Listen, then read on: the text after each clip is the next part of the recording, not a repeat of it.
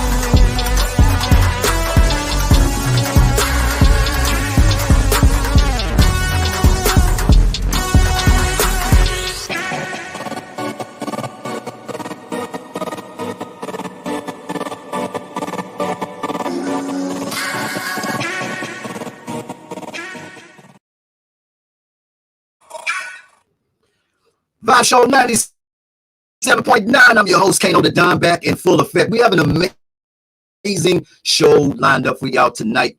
This king right here wears multiple hats. I'm super excited to have this king on the show tonight. Everybody's been excited about it. I'm super excited. We've been getting fan emails in like crazy behind this king right here. I'm talking about author, speaker, marriage and family mental health therapist, life coach. I'm talking about the one, the only, Jay Barnett. Let's get him in here. Hey, what's going on, King? What's happening, man? Welcome to the show. Hey, man, I'm feeling blessed. Thank you for having me, brother. Super excited. Listen, man, it's an honor. It really is an honor. And for me and the Vibe team, we just want to just say, shout out to my guy, Isaac Morgan, for making this amazing connection happen, man. Thank you so much, man, for spending time with us today. Yes, King. Appreciate you, man. Thank you for having me, brother. Absolutely, man. I know you've been running around and doing a whole bunch of stuff, man, and we're making this magic happen right here. How your day was today, though? Today is good, man. Actually, I was on set filming a big project that I'm excited about and excited when it drops. I think it's going to be amazing, man, for people to not only to see the evolution that I made, but also to hear a little more in depth about my story. So I'm excited about this big project that I'm a part of, and also my book that I've been working on release. Next Saturday? Yeah, next Saturday, 8/21. So Just Heal, Bro, which is a men's journal, and so I took a step toward really pushing men to begin expressing themselves through journaling. So a few things that I've been working on pretty heavily the past month and a half. So I'm excited about those things. Wow! Congratulations on that. Yeah, thank you. Man, now you do have an amazing story, and like I said, I had an opportunity to dive into it, and man, I was just super blown away with all the amazing things that you have accomplished, and also your journey thus far, and still got a lot more to go on the path. You know, just everything that you have accomplished, all the way up into this present time right now, is truly remarkable, man. Things that you're doing in the community, you're just touching souls and touching spirits and changing lives. And I'm grateful for that. Yeah, thank you. Yeah, it's been an honor, King, because I think, when you begin to look at life from the perspective of what do you bring and what do you have, I think it's important that you begin to be very introspective then and ask yourself, what do I have to give to those around me and to others?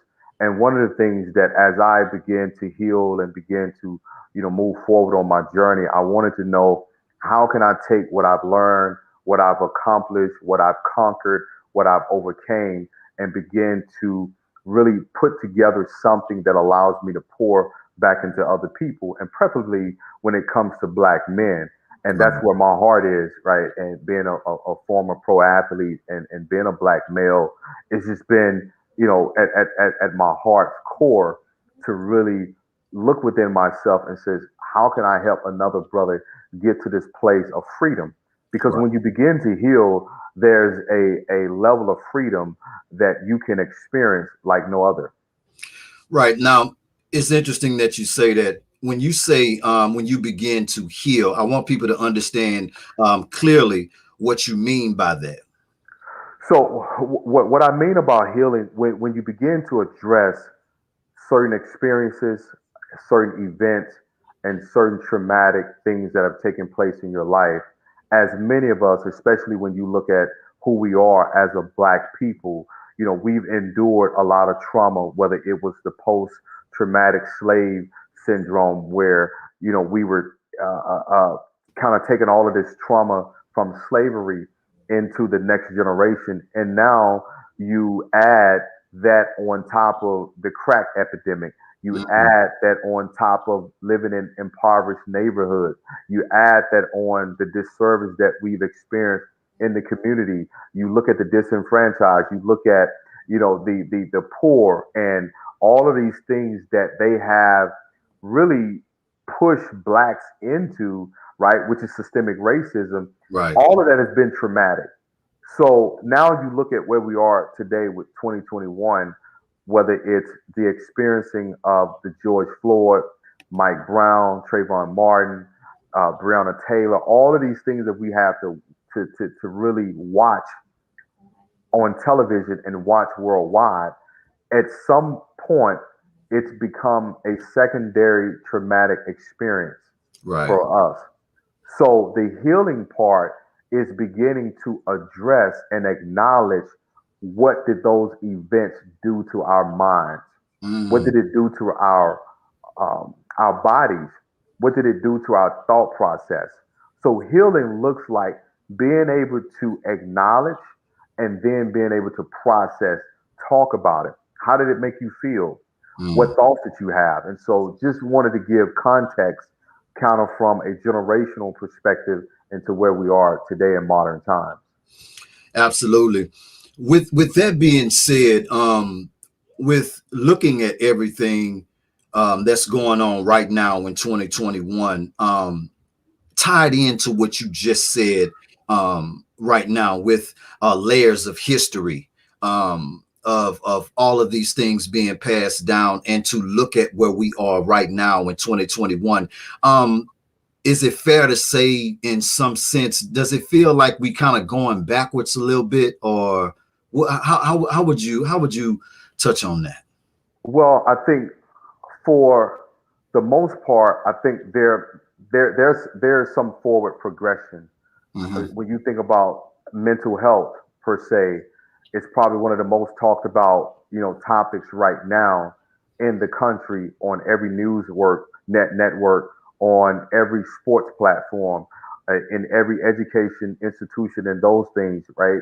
And so I think on that level, because people are beginning to see that, could it be that we have been living life from this superficial lens, and Mm. we have dismissed our real feelings and our real processes from life, and we were just on autopilot because everyone was worried about being successful, Right. right? Everyone was worried about getting to the bag.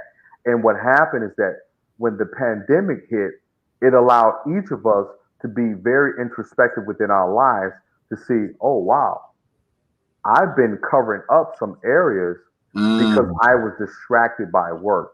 I Mm. use uh, going out with the homies as a distraction. I use working out as a distraction. And not all distractions are bad. However, it becomes a distraction when it eliminates you from looking within to acknowledge what's really going on. Because Mm. in some way, we all are coping, right, through Right. something. Right. And most of us were self-medicating in some form or another. And self-medicating is not always through substance abuse. Right. Self-medicating could be just in overworking yourself. You Mhm. overwork, so you don't really have to deal with reality.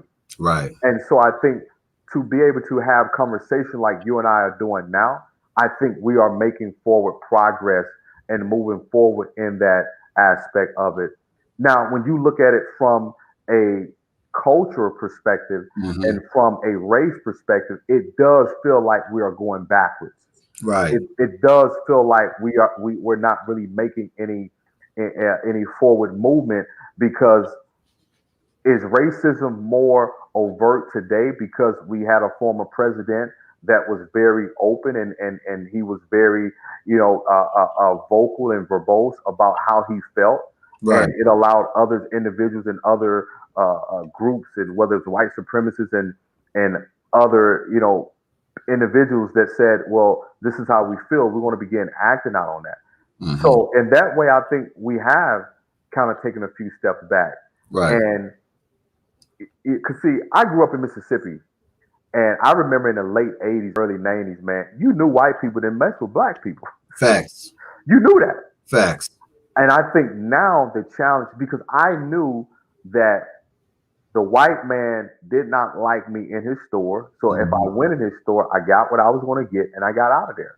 Right. And I think the challenge is now is you don't know who's racist until you have a racist experience. It's more disguised now. It's Exactly. man, I love that. I love that. And it's funny that you say that, because I think it is more polarized now with social media now and people being able to actually record these events happening in real time.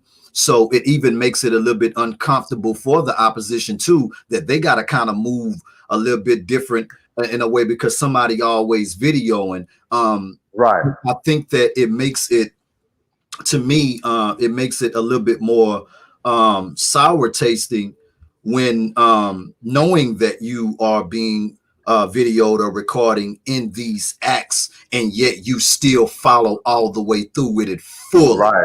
Right. Exactly. What bothers me about that is, which makes you even look at our government a little bit different and the systems that are set in place to protect and serve. Um, it does raise some questions there because it's like, what is the discussion? We have the proof here. Right. Exactly. Can we trust that system now? Exactly. And I tell you what, King, it's even more exhausting knowing that the system has proven that it cannot be trustworthy. Mm, Because the only way to develop someone or to acknowledge there's worthy, there first has to be trust established for the worthy, that you're worthy of the trust that I'm going to give you. facts. So there's no trust for us within the system because the system has proven that we like you, but we don't really love you. And Mm, because see, when you like somebody, you kind of deal with them, right, right? But right. when you love somebody, there's an extra level of care. There's an extra level of compassion, of concern, that I care about how you feel. Mm, But when you like somebody, you're not really concerned about how you feel because life is very surface. right. So we have this understanding that they like us because there's some great things that they look at us and says, hey, they are contributing to society in a great way. However, we don't love them enough to make these changes. For Mm, that reason, that I have an issue that this Asian hate bill was passed, but we're still waiting on the George Floyd Act. And that within itself becomes very emotionally exhausting because I'm asking myself, okay, what else needs to happen right, for you to see us? right. And for the majority of the black individuals that I saw during the pandemic that was a client and during these social injustices that was taking place, many of them didn't feel seen. Think about it. You couldn't turn on a network without them highlighting something black, whether it was Amazon, We're going to show you all black films, whether it was Netflix. We're going to show Man, you all you black never lying media. about that, And Jay. so, and all of a sudden, everybody's wanting to acknowledge that, hey, black people, maybe they do feel We're pain. letting them do stuff. They got this Yeah, going on. They got that going yeah, on. What's everybody upset about? yeah. And I tell you, man, it's one of the most debilitating things ever to to be human and not be seen. Mm, Because to be human and to not be seen deep, means that there's no acknowledgement of my humanity. man. There's no acknowledgement of my existence. And that's why mental health is so important because just think when you leave your house every day, you have to process all of that before you leave your house as a black Mhm. man. Right, That when I get in my car, I need to make sure that my paperwork is right right, because I don't want no issues with these people. I right. know for me, no tickets, none of thing like that. If a cop got behind me today, knowing that I'm, straight when it comes to that type of thing, I still there's a sense of fear that you Yes, better not make a move that cause him to quote unquote feel that he may be in danger. Jay. That's deep, bro. And it's funny that you say that because I had a conversation with a friend of mine the other day, and we were talking about this. And I just got a ticket. You know what I'm saying? But and I was just thinking, with seeing all of this stuff, thinking back to my adolescent times, I'm like, looking back at it, thinking about some of the things that we were doing when we were younger. It's scary. Like, man, we really was not thinking then. So now, with that even being said, when I got pulled over for speeding, and I pulled over, had my seatbelt on, and of course, my paperwork and all that stuff is straight or whatever, license, whatever. Um, I let my window down, and I had my hands out the window.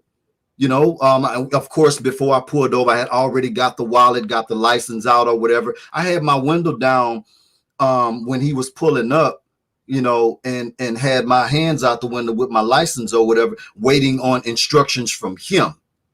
Right. I mean, it's just thinking about it. It's just crazy because it's just like that fear instantly hit me as well.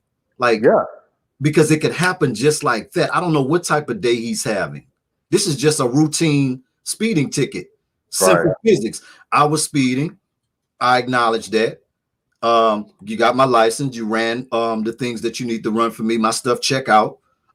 Sign my ticket. Slow it down and proceed on to see another day alive. Right. Right. And I think too, right? Think about, and this is the thing about traumatic experiences, whether it's directly or indirect, and for us it's secondary, right? Think about that traumatic experience that no matter where you are, whenever a lawman or police officer or anything take place, your brain automatically shows you the picture of George Floyd. Mm-hmm. This is why mental health is so important because how do you manage that PTSD? Mm.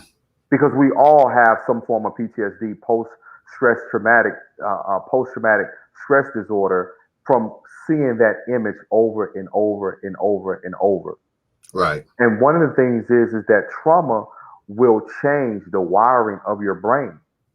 And Mm. when the wiring of your brain has been changed, you're now going to operate from either a fight or from a flight perspective. Mm. And for some, they operate from a freeze. You think about the people who've gotten pulled over and they panic Right. and they do something and cause the cop to feel like, oh, my life is in jeopardy. Bam. Yeah. And I don't think that they were trying to evade. It's just, what do I do? Right. So it's so much that we have to work through. It's so much that we have to process. And it's so much that we have to unpack on a day to day experience as being an African American male or just being an African American altogether. And that's why I've just have been, as vocal and trying to be as visible as I possibly can to encourage blacks that, man, take care of you. Right. Take care of your mental health. Your mental health determines the quality of life that you have. Learning how to say no, learning how to care for you just as much as you care for everyone else. That's deep. Let me ask you this. Do you think, because it seems like, and I'm more than sure that this is in other cultures as well, but I feel like it's more in ours.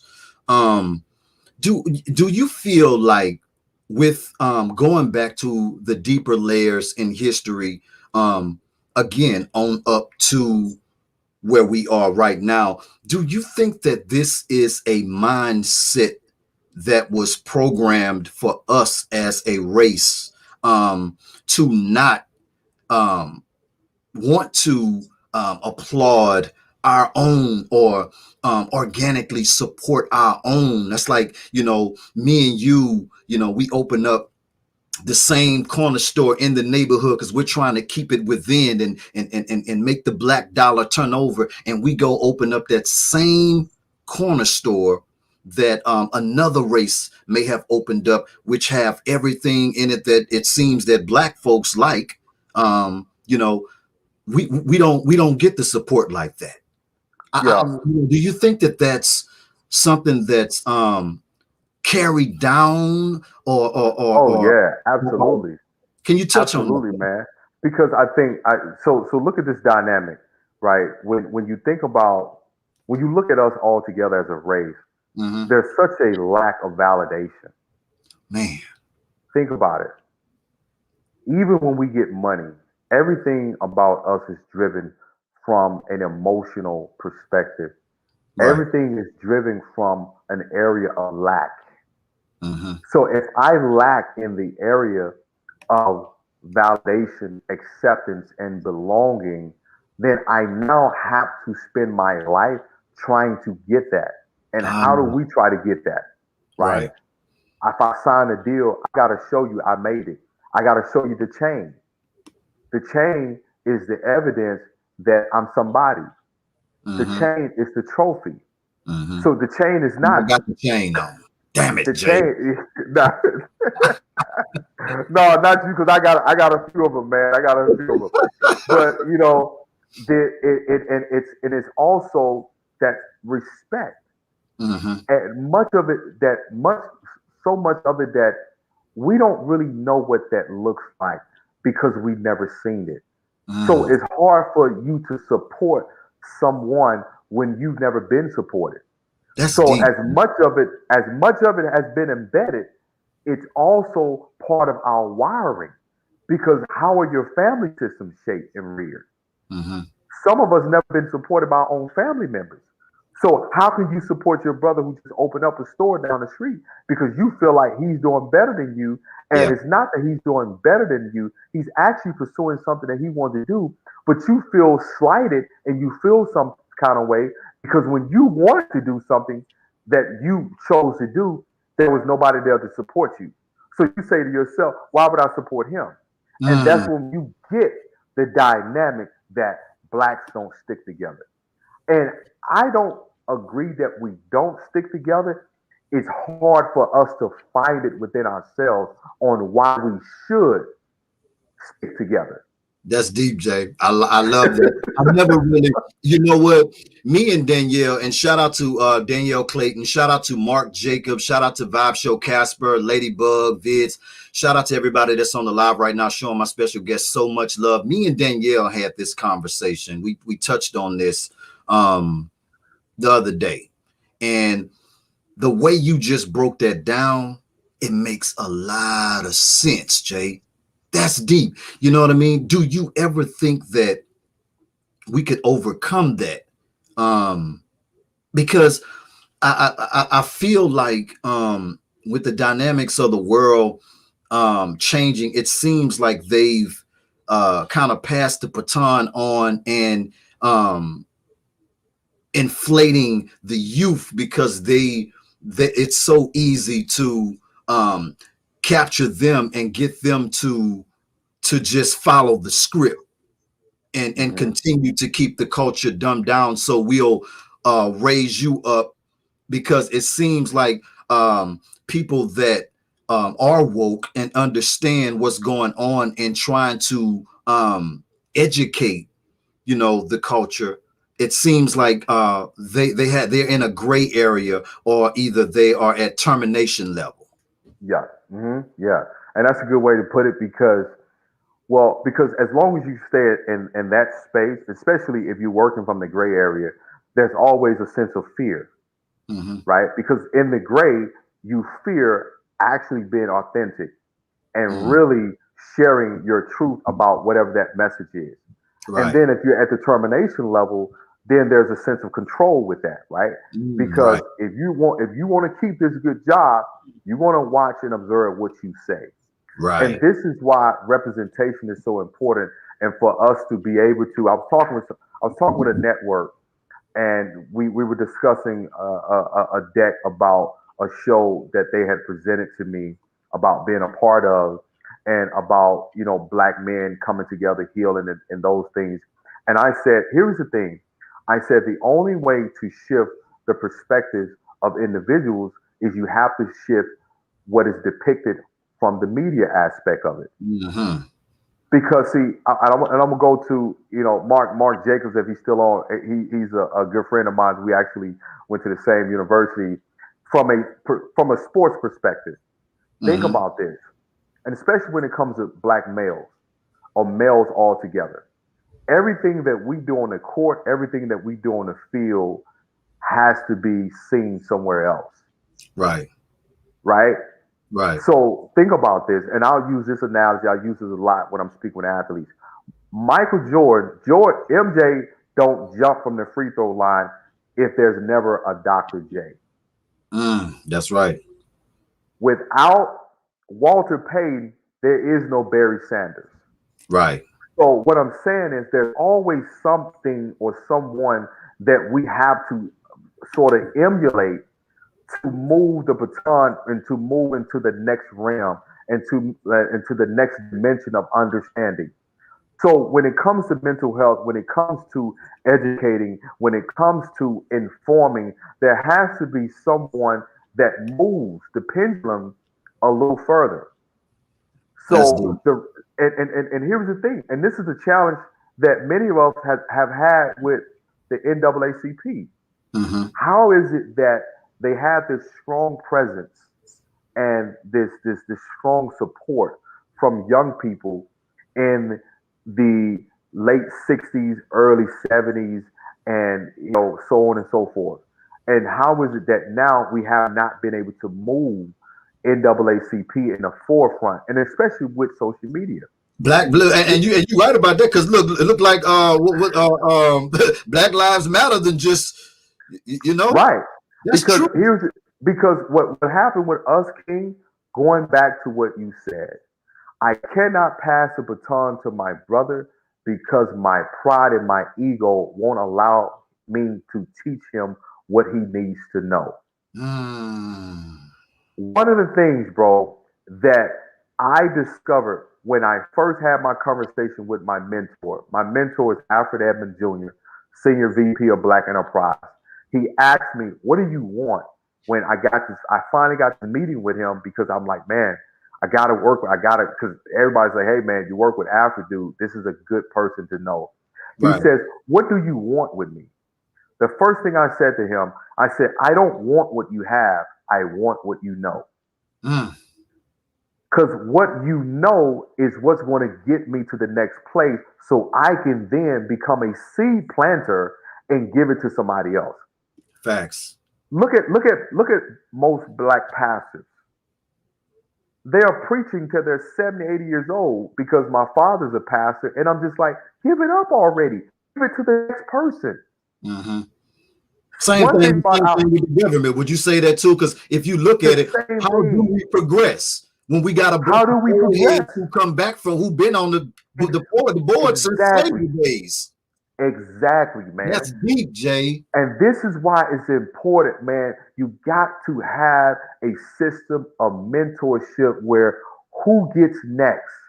And what happens with us, we're so concerned about how we're going to be viewed that we don't take the time out to develop who's next.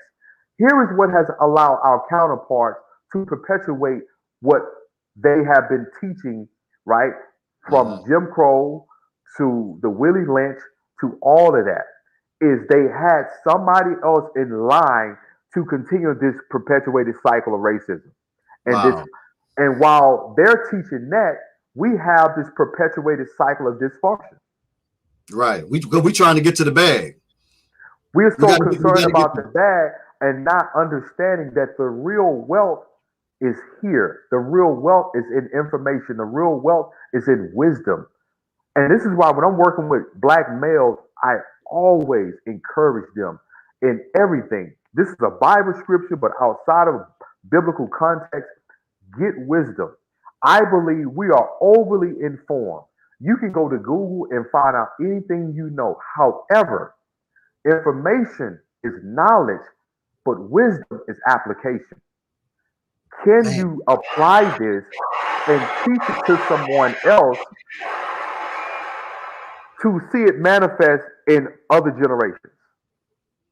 Jay, man, listen, you own one right now. That's deep. That's deep. Let me ask you this. You know, coming from the athletic world, you know, on a professional level, um, you know, and I want to use two narratives here. Um, Becoming, you know, going through the levels of, you know, as a kid, having the passion to play professional Mm-hmm. sports and actually make it to that level. Growing up, believing something, you know, and working hard to get to that place of professionalism as an athlete at the highest level. And as a, you know, maybe growing up wanting to be a cop, you know what I'm saying? And you know, in the purest form at that, you know, and then you get there. I'm gathering that it's a reprogramming mentally through these programs. Now, with you going through that experience, how much of that can you attest to when you get to that level and you make it? Is a lot of it Wizard of Oz, or from a realistic perspective, from experience? I think, man, most of it, man, is really on the job training. Okay. You don't know what you don't know until you enter into that space. And then once you enter into that space, especially for guys who've gone to the league, and I can remember going through my NFL process and my days of that experience, is trying to understand, where do I fit in this space, but also I'm trying to fit in the world at the same time. Because Mm, it's a very unique dynamic. And what happens typically for men is we are often trying to identify ourselves by what we're doing, right? right. So you think about it. If when you were in school and we saw a dude who had a mouthpiece, right? Like, you know what I'm saying? He had the talk game. We Right. automatically knew, like, yo, he be on him. You know, Yeah. that he got that conversation. He identified himself through, I'm that dude, man. I'm gonna get whatever I want to get. I'm gonna make her do whatever I want to do, because he knew he had that mouthpiece. Right. And now you get into the professional world, especially sports and some of these other professional arenas, you begin to see that what you're doing technically doesn't give you what you thought it would provide. Now that's deep. Because for most of us, I know for me, that was my struggle. I'm like, man, I'm here, you know, because I was a free agent, and I'm like, man, this is, and I identified myself by that, because again, going back to that validation, I needed this to feel validated. But then it's not like college or high school. You know, Hmm. college and high school sort of feels like the coaches sort of feels like they're a part of your tribe, they're a part of your community, because you've been there, you know, a couple of years or 3 years or however long. But then the professional ranks is different, because they don't necessarily view you as a person. Really? They view you as an option. Wow. So now you take that knowing that I am an option because I got brought in a couple of times on 2-day contracts. Right. NFL do 2-day contracts all day long. Arena League do 2-day contracts all day long. And just to think that you are an option to somebody, to another option that they already have. So in your mind, you're trying to program, where do I fit? And when I see guys, and I see people, it's just business. Just because it's business, it doesn't take away from the emotion of what I feel. Wow.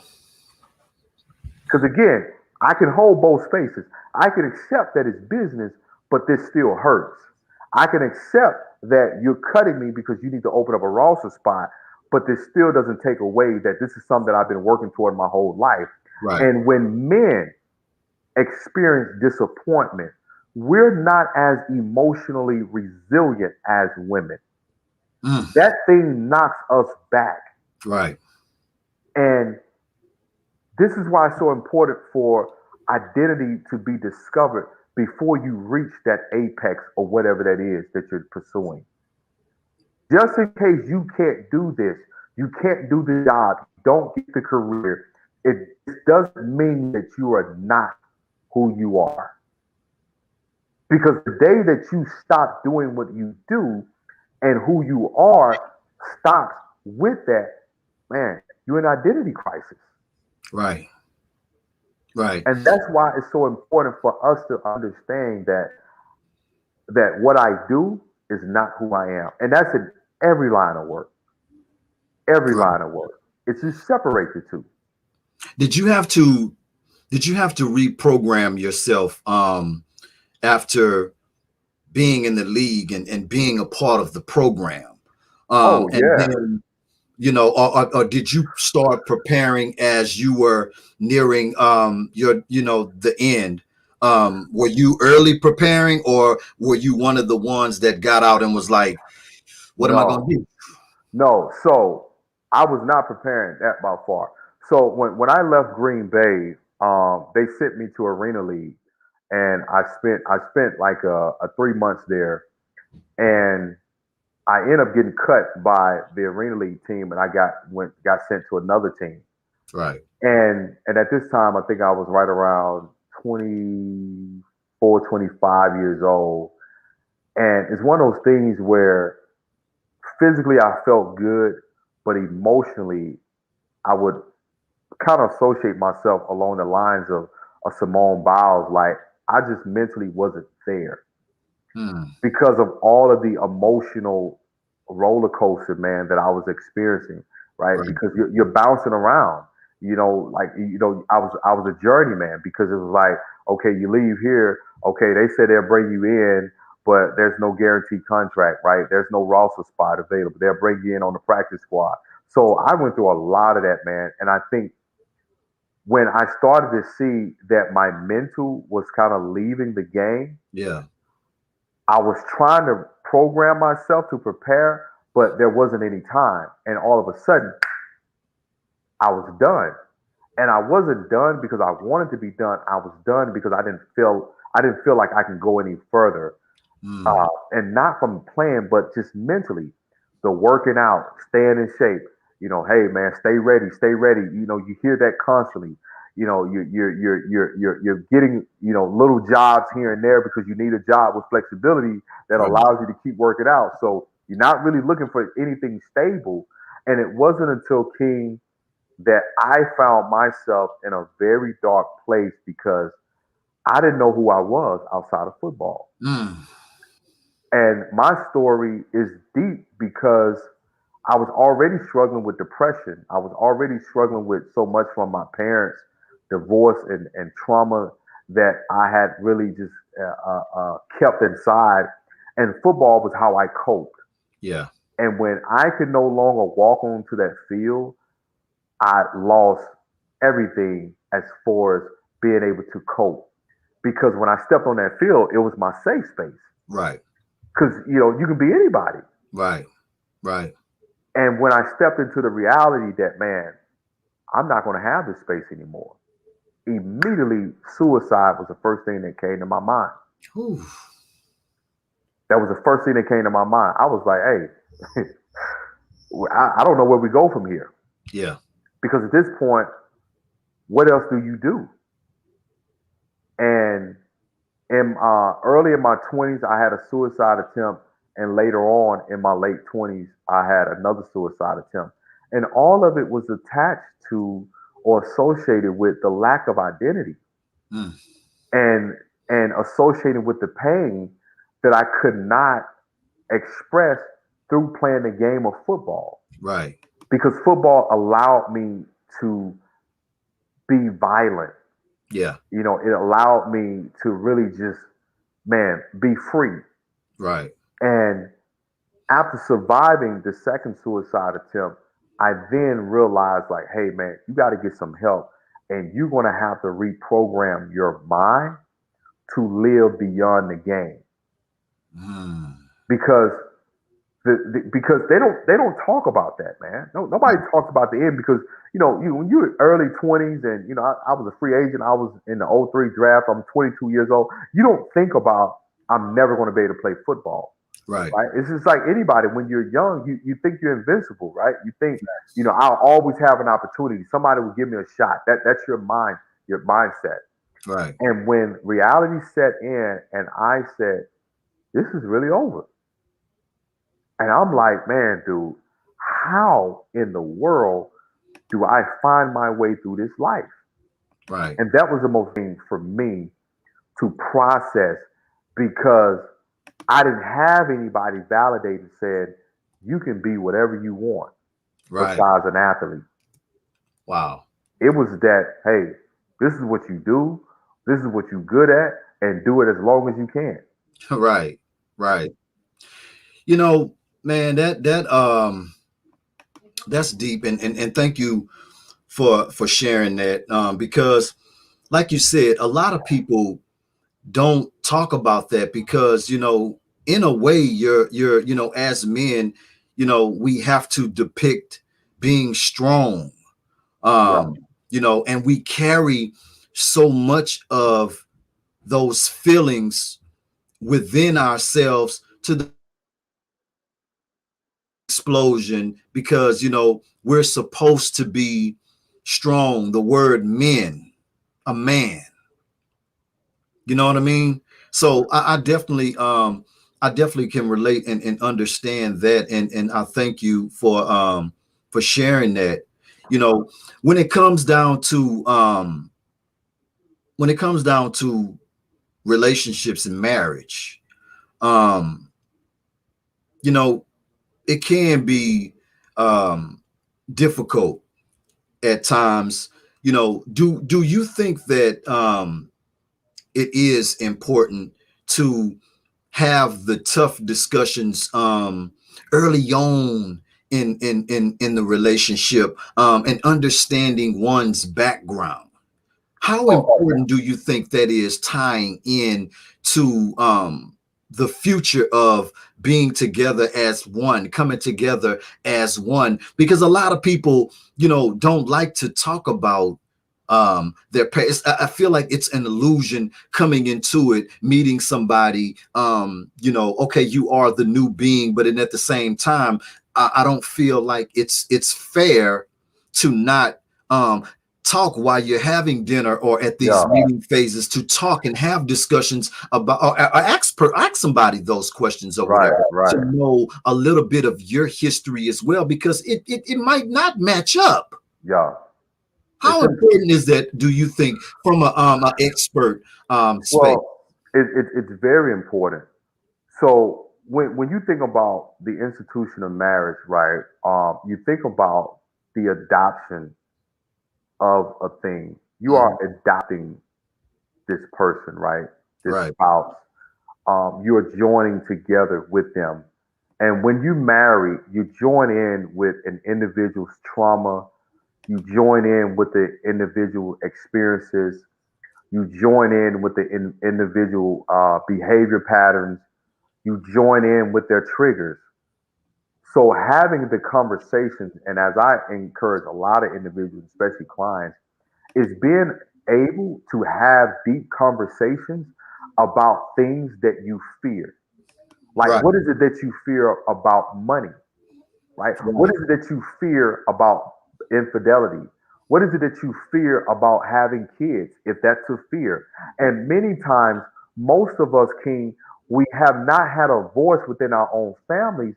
So it's hard for you to utilize your voice when you're in something because you feel like if I say something, what if they don't like me?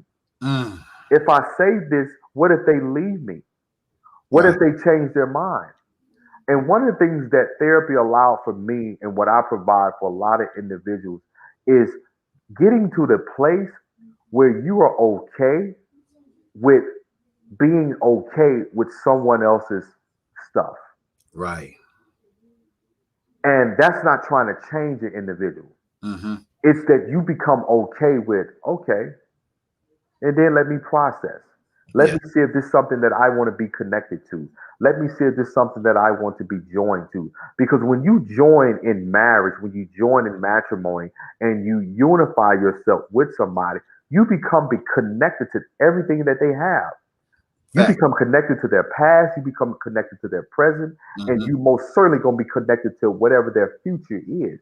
Right. So it's so important to have these conversations. And most people have this fear that I have this idea in my mind and I don't want to lose this fantasy that I created because Right. this is going to work this time.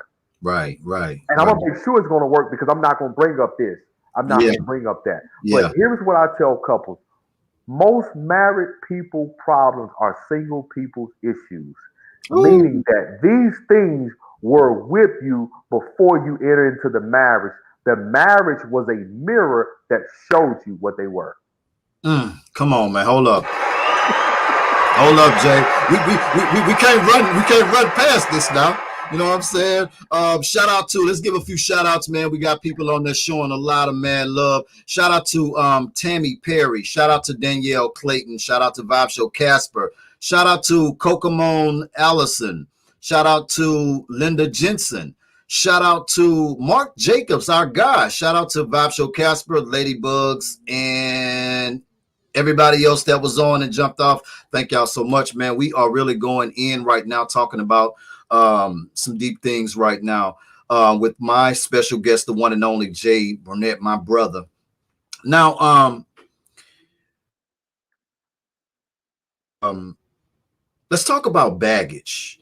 Um, is it safe to say that, you know, sometimes things just don't work out? Okay.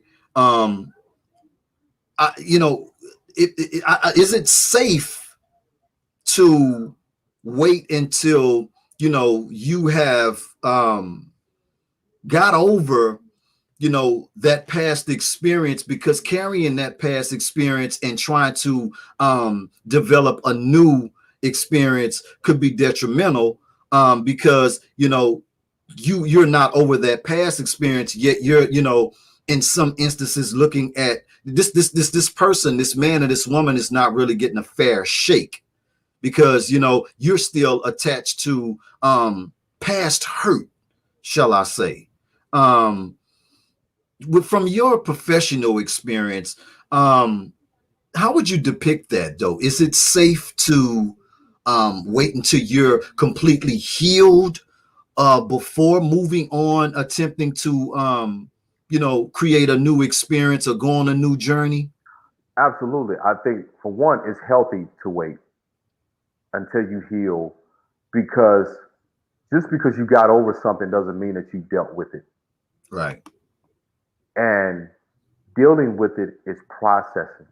Mm, Right? I now have an understanding of the feelings of what happened, but more importantly, I understand the trigger that I possibly developed from this experience.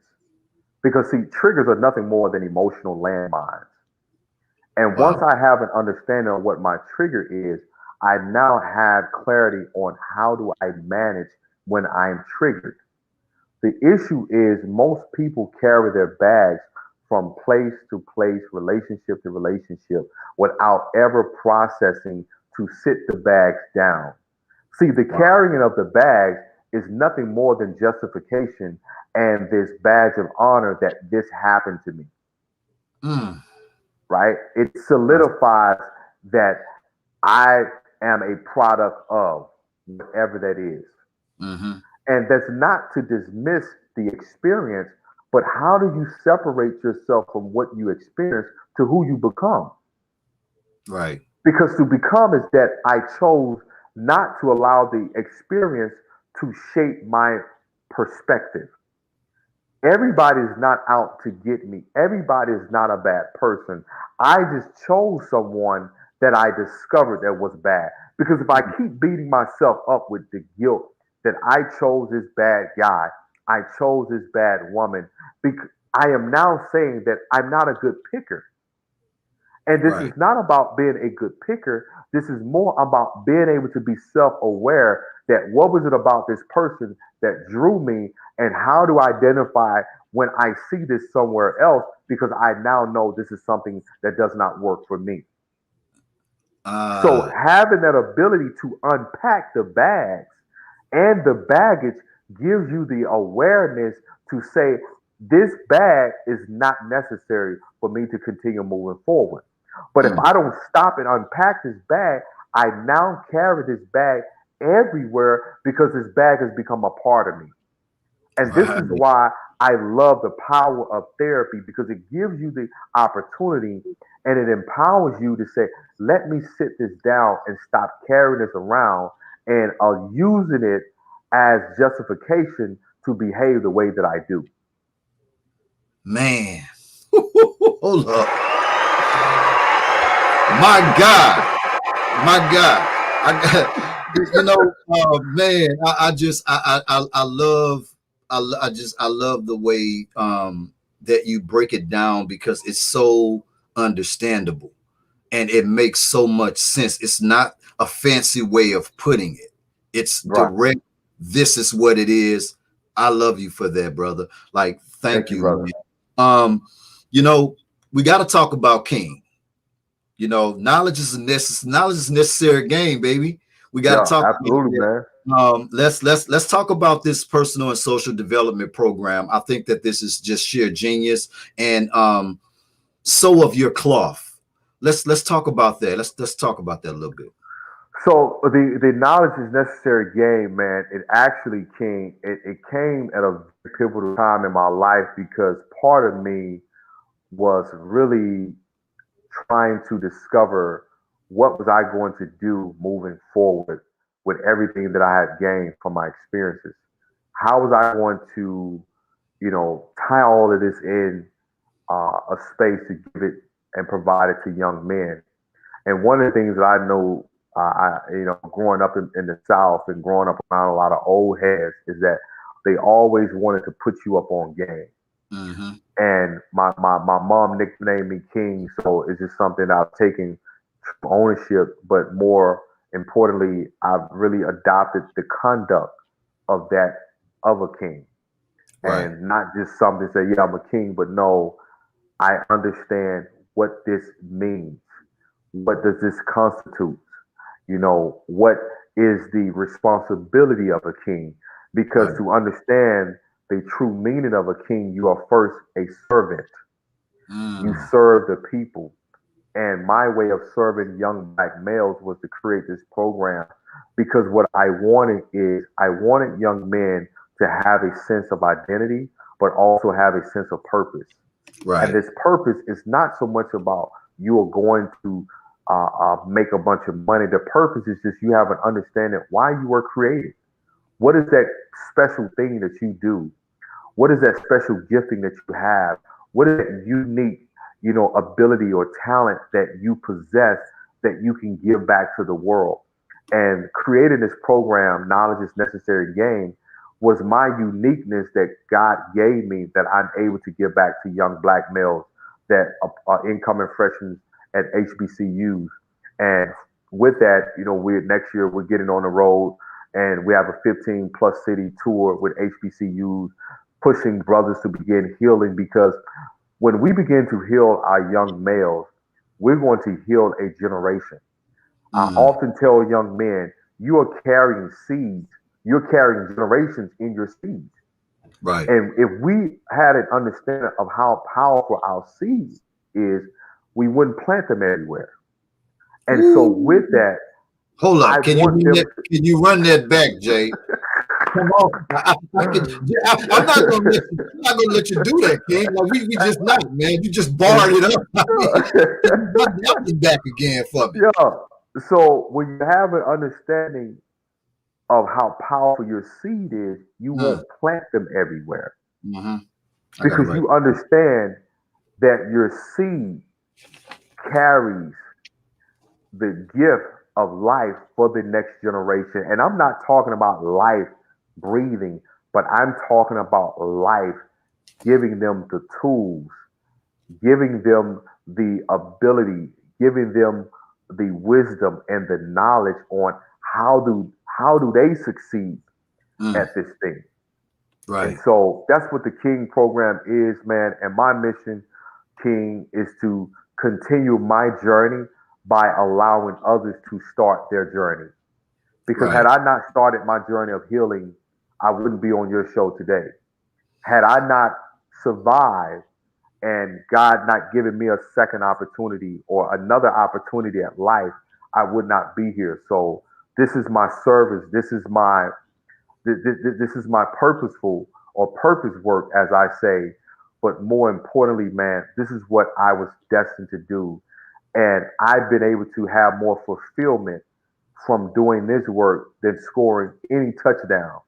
I Right. remember my rookie year playing arena ball, and I had 3 touchdowns in my first game. And I remember the high that I was on because I was balling, and Yeah. I was just like, man, dude, like this is what it is to be playing under the lights, and you know what I mean. So and when I got to this space, to have a brother message me and says, hey, King, because of your story, I'm going to therapy now. That Mm, because see, the thing about when I was playing ball, that was for entertainment. This right. is for a life changing experience. This is a life enhancement. Right. That when I give a brother a book of mine, when I provide or hold space for a brother, I am giving this individual the opportunity to transform their life forever. That touchdown, that experience, that rush, that adrenaline, it's short lived Right. because I lived it. And then you got to go into reality. And so I just been grateful, man, and been humble that God has such wisdom and ingenuity on how to really simplify the context of not just mental health, but how mental health will really amplify or it will also challenge what your life will be in a negative or positive way or impact. I'm sorry. Man, I love that. I love that. Now, congratulations, man, on being an, being an author, man, of several. Now, let's be clear, several best-selling books for teens.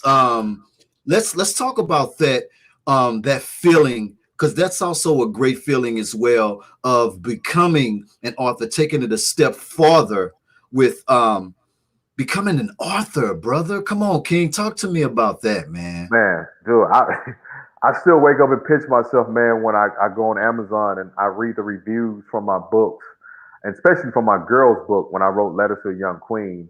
I Yes. just felt compelled to write that, and just to see how so many women and young girls have read this book all over the country and how it has been instrumental to their development and to their progression as a young woman and as a young queen. Man, it's so humbling because I spoke at my university some years ago, and I remember my coach was, man, Jay Barnett, I can't believe you are an author, man. And it Right. was one of those things where my coach said, I knew if football didn't work beyond college, he said, man, you always had the voice to capture people. My teammates, I was a leader, so my Right. teammates, man, I rallied them up, and he was just, it was one of those things that it was, it was so, it was so exhilarating because I was able to do something else besides football that I was able to be celebrated for, Right. and I wasn't being this, sort of a man. I was actually showing the intellect side, and Hmm. that is something that embraces such ability because when you write a book and you see that thing manifest into something tangible, you're able to touch it, that these are your words, orchestrated and illustrated by your thoughts and by your experiences. It's just something humbling, man. And then just to see people's lives change by your Yeah. words is even more like, wow, this is something.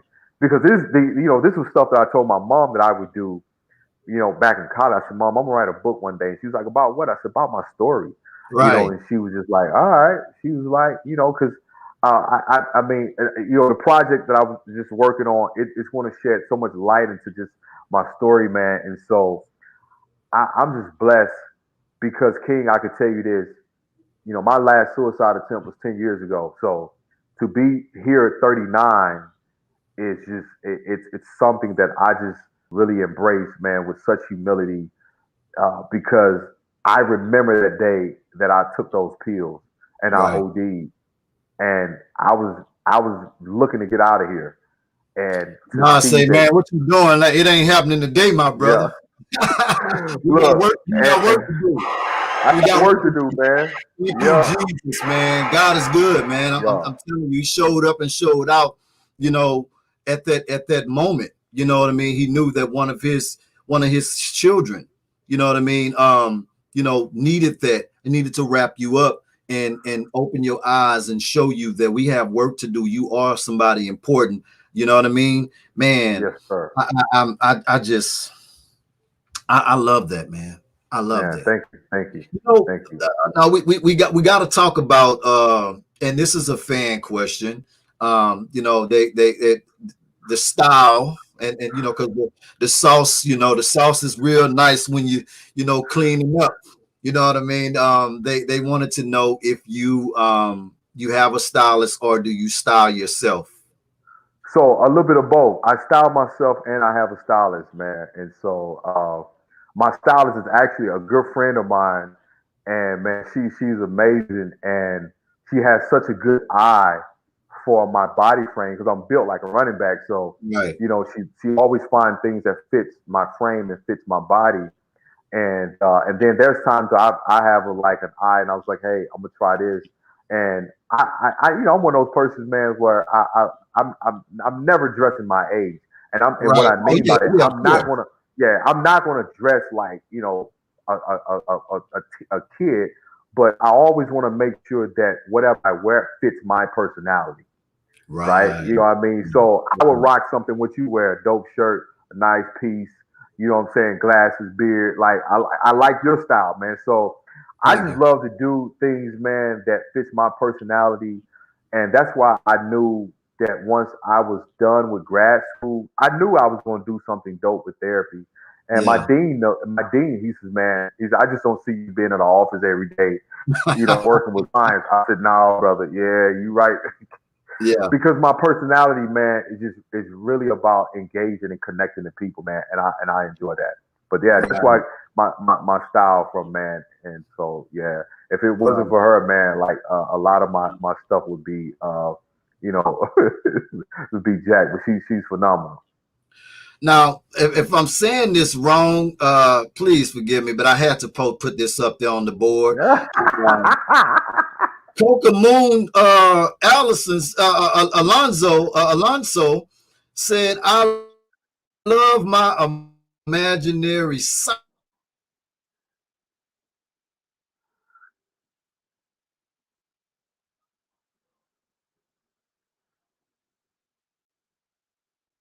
indeed." Oh, uh, we in there. We look. Hey man, the love it's a really good thing, and I yeah, really I even with appreciate it. all the demonic spirits that's out there right now, I feel in my heart and my soul that nothing supersedes love. And Nothing. love still exists out here. Still a lot of good Yes, people out here, even though absolutely. they're pushing whatever agenda or narrative forward or whatever. I still believe that organic love, that energy, and those vibrations are still out there, man. And I will continue to believe in that no matter what. Absolutely. Yes, sir. Let's get some shout outs, Jay, man, to your staff, family, your fans, anybody that you want to Yeah. or whatever. Let's go on and get some shout outs and give Yeah, them their word. man. As always, man, I'm grateful for my parents, Mary, Mama Mary, my dad, Pastor Barnett, my sisters, um, Shelby, my publicist and manager, Money, my stylist, and man, I'm just grateful, man, just to have people to continue to support on my journey, and I'm just grateful, man, for everyone that has supported my book, supported sharing a post, a tweet. So just thank you guys deeply from my heart. Absolutely.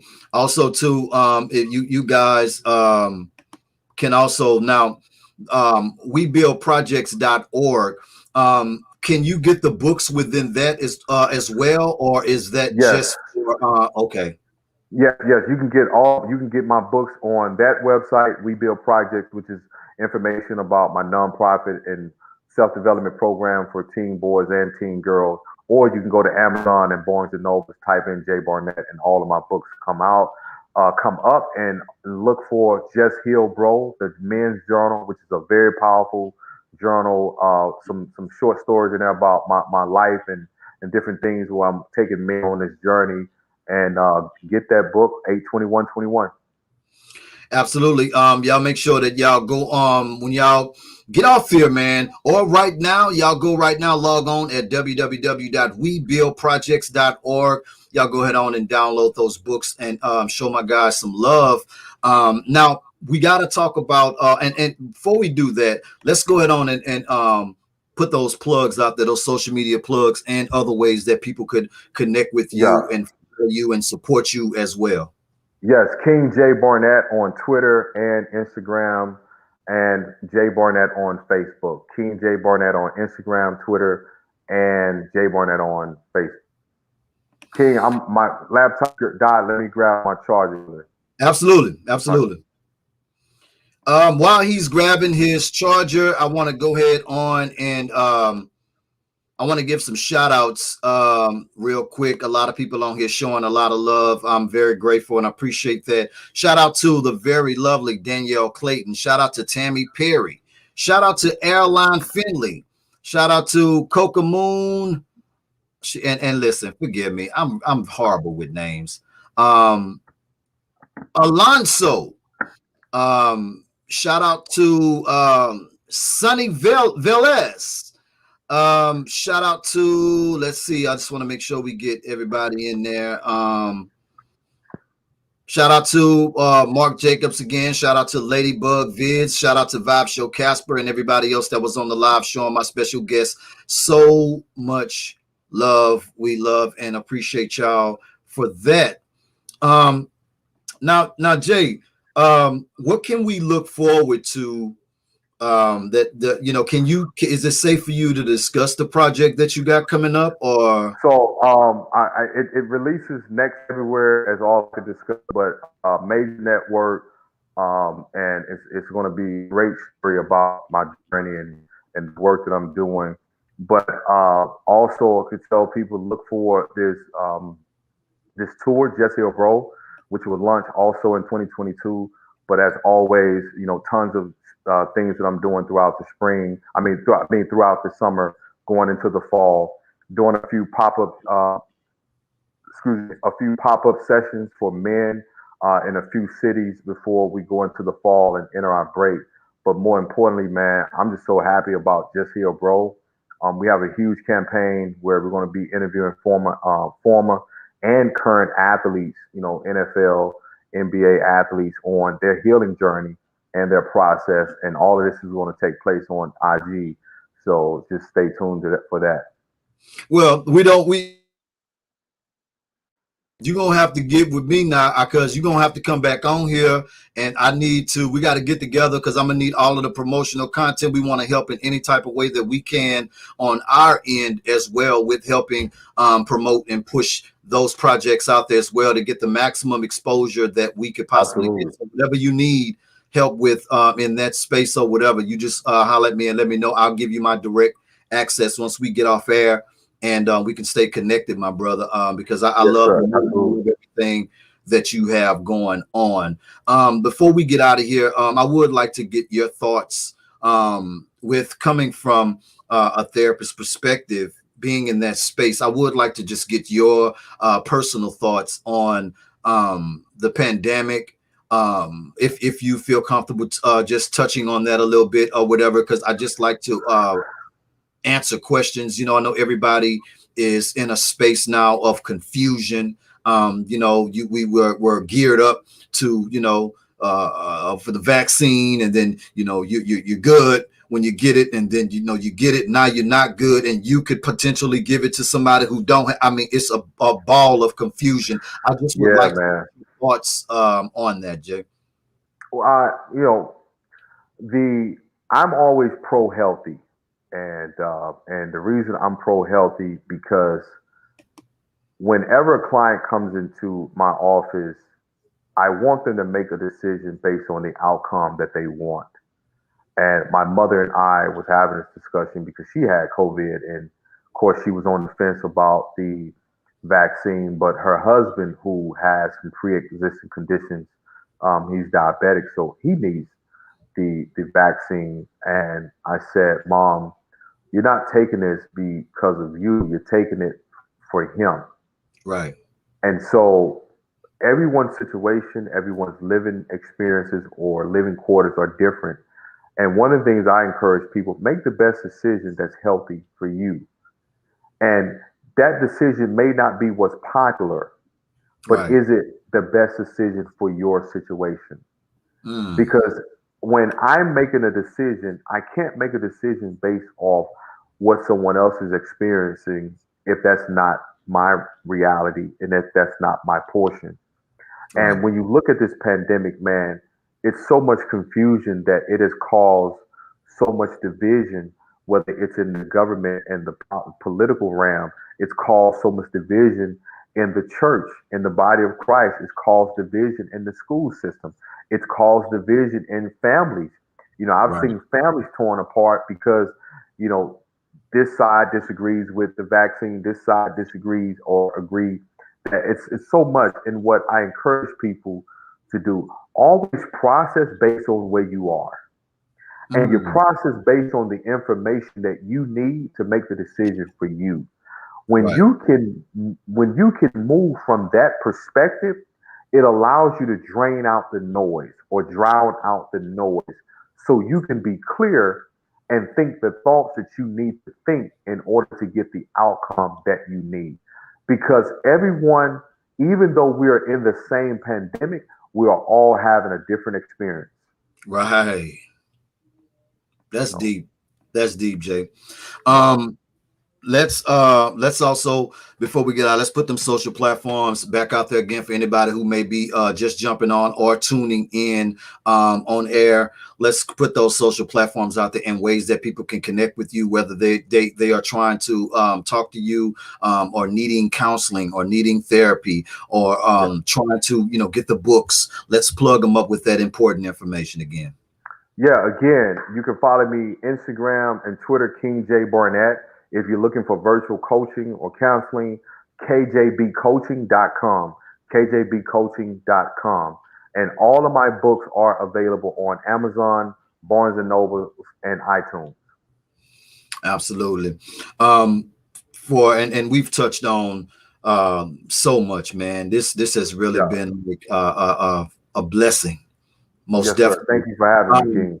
for that anybody that may be low in spirit right now at this very, very moment, may be low in spirit, may be feeling like, you know, throwing in the towel, maybe be having thoughts, suicidal thoughts, because there's so much going on in the world. People are stressed out, without jobs, trying to figure out what they're going to do. Fires and burnt fires going on. We got COVID going on. We got racial profiling going on. We got so much going on in the world. I don't think we've ever experienced it all at Yeah. one time One time, like man. this. Um, Woo. mental depression, all type of stuff. For anybody that's going through any of these things, can you leave them with some words of encouragement and uplift from your heart? Absolutely. Absolutely. And as you were talking, I was thinking about this. one of the things is most of us are wanting to throw in the towel because we're feeling the pain of a loss. We're feeling the pain of a loss of a loved one. We're feeling the pain from a loss of a job. We're feeling the pain from a loss of career. And what I want you to understand is that the opposite of losing is winning. And rather than focusing on what you lost, shifting your perspective to what can you gain, where can you begin to win, is going to take a shift in your mindset. I'm not dismissing that the loss hasn't been felt from an emotional perspective, but I do want you to acknowledge that for the mere fact that you are still here, you have not lost your life, you have not stopped breathing, you're not on a ventilator, you're not in an asylum, you're not in an institution, you're not,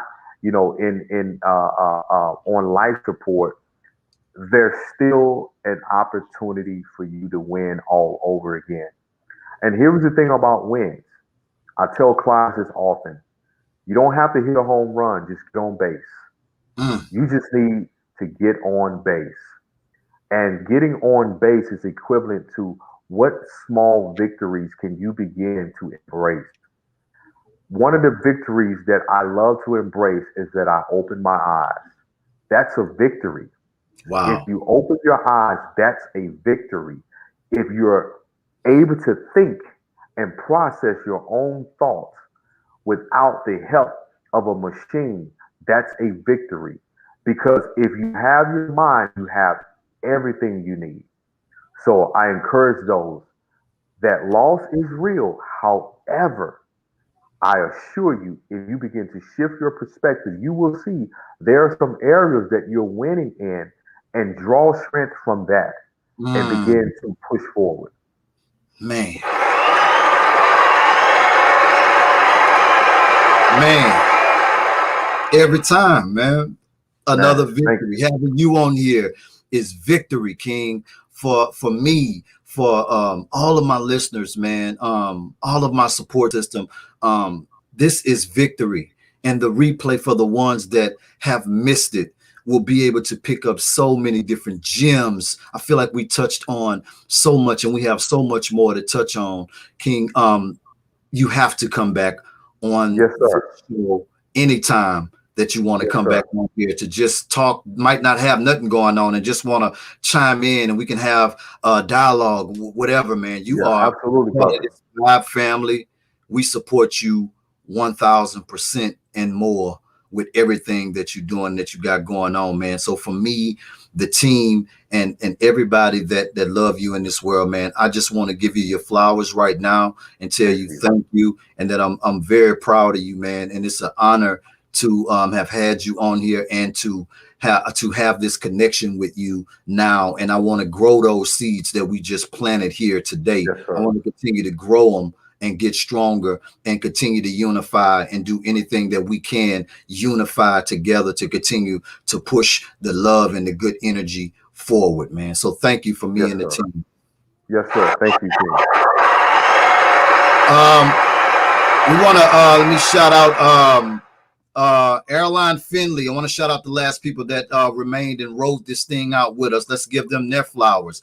Airline Finley, Tammy Perry, Kokomoon Alonso, Danielle Clayton. Shout out to who else we got left on here? Sonny Velez. Who else we got on here? I want to shout out Vibe Show Casper again, Linda Jensen. Shout out to Mark Jacobs again. Shout out to Ladybug Vids and Vibe Show Casper, and everybody else that was on the live that jumped off and gave us any of your time. Thank you so much. Again, also, if you guys are 7.9, please subscribe right now. Turn on those notifications for more exclusive interviews coming up. Also, if you have not checked out the official Vibe Show radio station website, please log on at www.thevibeshow979.net. We're playing music 24/7, and we are playing everything. All of the songs that you loved, all the old songs that you love on up to the new. We are playing it all. So you guys make sure that you definitely log on and check that out. Also, rush over to the App Store, download that official Vibe Show 97.9 mobile app available in the Google Store. That way you can just keep us with you all the time and stay connected and stay plugged in. For everybody that did subscribe and that's on here, make sure that you follow Jay Barnett, please. Y'all follow, get connected. Y'all go pick up those books and other things and tap in with everything that he has going on. This brother is truly one of our kings, and we must show love and give our flowers while he is still here in the living with us right now. Jay, I want to thank you again, my brother, and I'm wishing you more blessings, more success with everything that you're doing right now and everything that you are going to be doing in the future, my brother. Mad love and respect. Yes. Thank you, King. Thank you for having me, brother. Absolutely. It's the Vibe Show 97.9 with my special guest, the one and only Jay Barnett. Thank y'all so much. Listen, you guys, I know that they got it opened up out there, whatever. You got your eyes open and you see what's going on right now. Let's use our brains, man, and pay attention. Keep your eyes open. The media don't know everything. You have to make those decisions on your own. So if you're moving around, got things to do, life must go on. Protect yourself, keep your hands clean. Get you some Lysol, all the things that you need in your survival kit. Wear your mask when it's necessary. Don't be a fool. Be smart. Live life. Love life. I love y'all. If you are not following the Vibe Show 97.9, you can follow us on Instagram at the Vibe Show 97.9 FM at the Vibe Show 97.9 FM on Instagram. We're the same thing on Twitter. We on Facebook. If you guys want to tap in, get connected, please follow us. Give us a follow. It will definitely be appreciated. I love y'all. Thank y'all so much. Y'all enjoy the rest of your evening. Blessings and love. It's the Vibe Show.